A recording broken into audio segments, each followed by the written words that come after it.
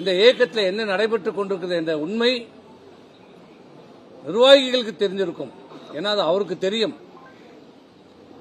ஆனால் அதை செய்ய தவறிவிட்டார். இன்றைக்கு இந்த அனைத்து இந்திய அண்ணா திராவிட முன்னேற்ற கழகத்தை ஒன்றிணைக்க மறுத்த காரணத்தால், விலகியவர்களை சேர்க்க மறுத்த காரணத்தால், வலிமையான ஒரு அனைத்து இந்திய அண்ணா திராவிட முன்னேற்ற கழகத்தை முன்னிறுத்தாத காரணத்தால், வலிமையான ஒரு கூட்டணியை அமைக்க மறுத்த காரணத்தால், உதாசீனப்படுத்திய காரணத்தால், நாங்கள் இருக்கிற அனைத்து நிர்வாகிகளும், இன்று அவரோடு இருக்கிற நிர்வாகிகளும் ஆகட்டும், இங்கு இருக்கிற நிர்வாகிகளாகட்டும், எல்லோரும் சொன்னோம், வலிமையான கூட்டணியை வையுங்கள், அமையுங்கள். இன்றைக்கு நமக்கு தேவை தமிழக வெற்றி கூட்டணியோடு கூட்டணி வையுங்கள் என்று அத்தனை பேரும் சொன்னோம்.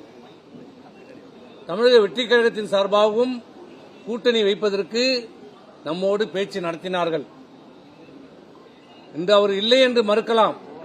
ஆனால் உண்மை அதுதான், நிதர்சனமான உண்மை அதுதான். ஆனால் அவர்களை கூட்டணி பேச வந்தவர்களை உதாசீனப்படுத்தினார்.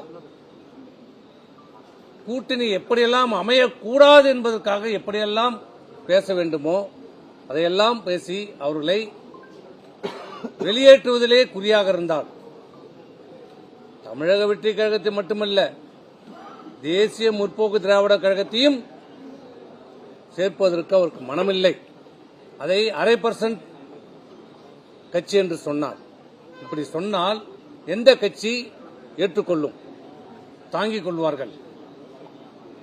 அவர்களையும் வலுக்கட்டாயமாக இந்த கூட்டணியிலிருந்து வெளியேற்றப்பட்டார்கள். இப்படி யாரையுமே அரவணைக்காமல் டாக்டர் கிருஷ்ணசாமி இப்படி யாரையுமே அரவணைக்காமல் நான் மட்டும் இருந்தால் போதும், எனக்கு மட்டும்தான் வாக்களிப்பார்கள் என்ற மனநிலையிலே யாரையுமே அரவணைக்காமல் இயக்கத்திலே விட்டு சென்ற, இந்த இயக்கத்திற்காக ஒரு காலத்தில் பாடுபட்டவர்கள் ஏதோ ஒரு காரணத்திற்காக அவர் தவறு செய்திருந்தாலும் அவர் திருந்தி நான் இந்த இயக்கத்திலே வருகிறேன், எனக்கு எந்த பொறுப்பும் வேண்டாம், ஒரு உறுப்பினராக இருக்கிறேன் என்று கடைசி வரைக்கும் ஓபிஎஸ் சொன்னார். அவர் திராவிட முன்னேற்ற கழகத்தில் சேருவதற்கு முன்னால் கூட சொன்னார், என்னை அனைத்து இந்திய அண்ணா திராவிட முன்னேற்ற கழகத்திலே ஒரு உறுப்பினராக என்னை இணைத்துக் கொள்ளுங்கள் என்று சொன்னார். ஆனால் அதையும் ஏற்றுக்கொள்ள மறுத்தார். நான் சேர்க்க மாட்டேன், எந்த காரணத்தை கொண்டும் அந்த 4 பேரை நான் சேர்க்க மாட்டேன் என்று சொன்னார்.